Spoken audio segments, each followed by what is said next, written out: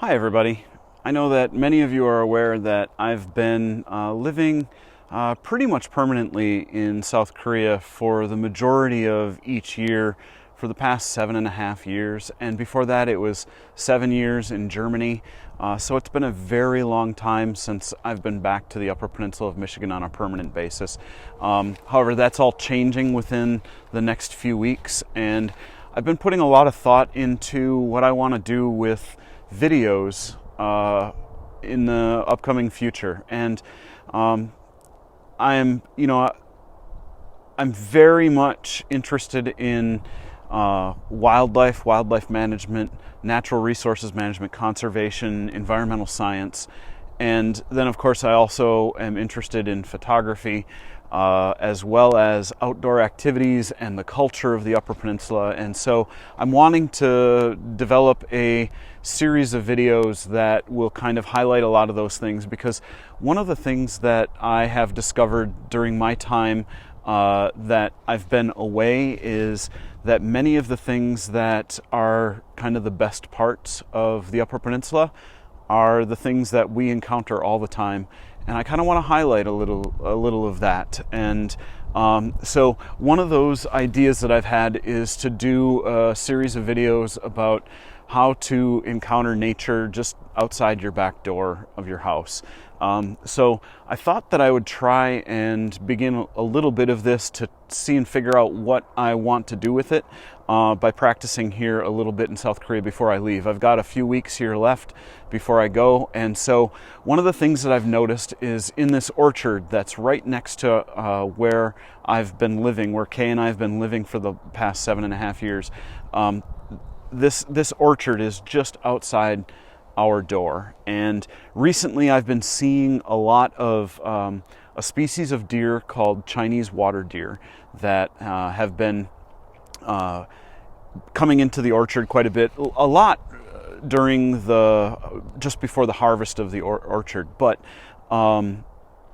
recently their rutting season has started up, and so I've heard them calling, and I can hear them chasing each other around here in the orchard at nighttime from my balcony, but I can't really see them all that much. So I set up a couple camera traps over the course of a few nights to get some footage as to what was going on. And so I thought I would use that along with some other images and photos that I've taken, and some that I've had to upload from free sources to be able to demonstrate what they're like, because they're a very elusive, skitterish type of deer, and so it's hard to get pictures during the daytime of them.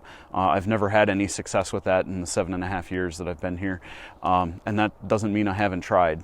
I certainly have, but I would like to give you some footage of that and then explain a little bit about what this deer is like as sort of a practice run as to what I'd like to be producing when I get back to the US.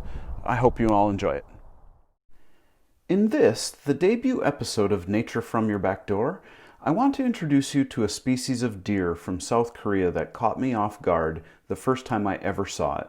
It made me question quite a bit about what I thought I knew about deer species. I think that when you see some of the images and footage I've collected, you might have a similar reaction. In Michigan's Upper Peninsula, where I'm from, there are two remaining species of native deer, the white-tailed deer and the moose. Without getting into too much detail of the biological characteristics of what makes a deer, each of these species is probably easily recognizable to most people as a species of deer, even though they appear vastly different from each other. They are both fairly large-bodied mammals with hooves, and the males of the species annually develop and carry antlers for use in establishing breeding territories and hierarchy. Living in South Korea, I've learned that there are two species of wild deer here as well. In each case, though, these species don't fall into my typical idea of how deer are supposed to look. One of the species, the Siberian Musk Deer, isn't even categorized by biologists as a true deer, which basically means that the species, 1, doesn't grow antlers, and 2, doesn't have a 4-chambered stomach. Instead, the musk deer has a 3-chambered stomach. In fact, musk deer have been determined to be genetically more closely related to cattle and sheep than they are to other species of true deer. The second of the Korean deer species, and the one that this episode is about, is the water deer. The water deer, while appearing very similar to musk deer, is considered a true deer. Through genetic analysis, it's been determined that the water deer are closely related to roe deer, which are common in Europe. However, re-emphasizing that nature is really weird, water deer don't develop annual sets of antlers like other true deer.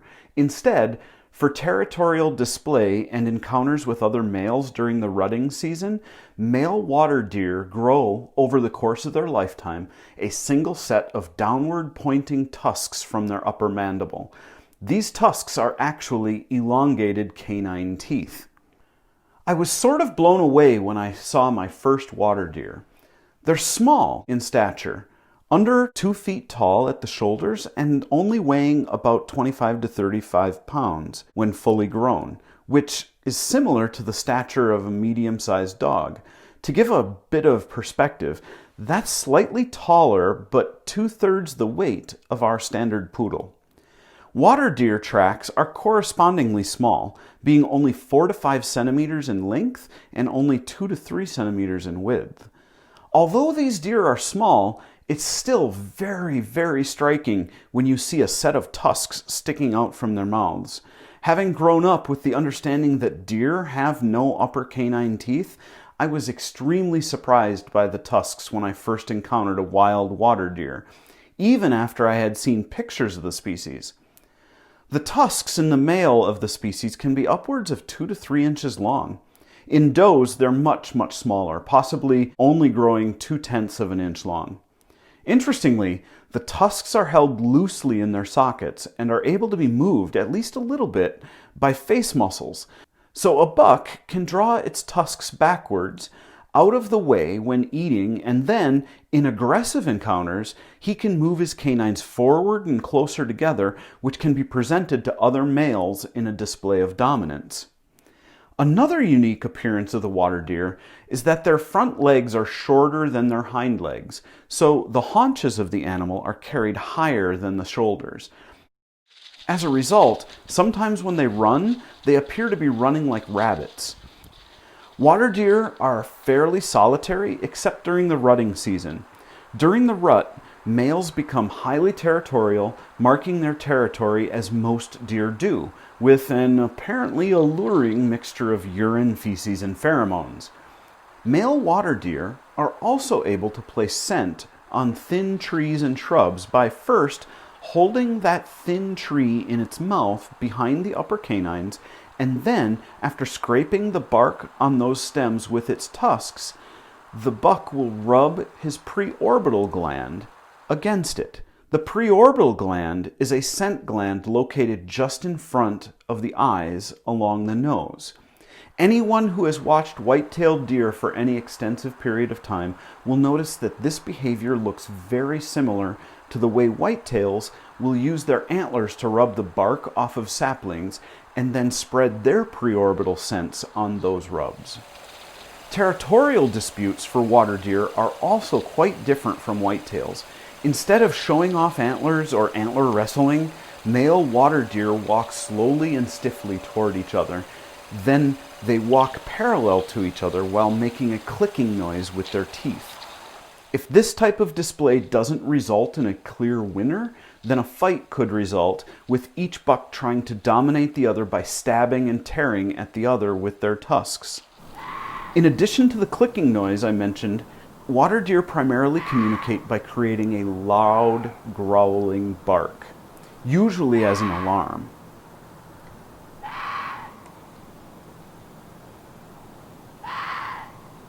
During the rut, the bucks will also make a high-pitched squeaking noise while following a doe. As I mentioned before, These video and audio clips were all collected in a pear orchard across the street from my house in South Korea, reminding us that even in some of the most populated places on Earth, if we take the time to pay attention, it's easy to enjoy a piece of nature right outside our own back doors.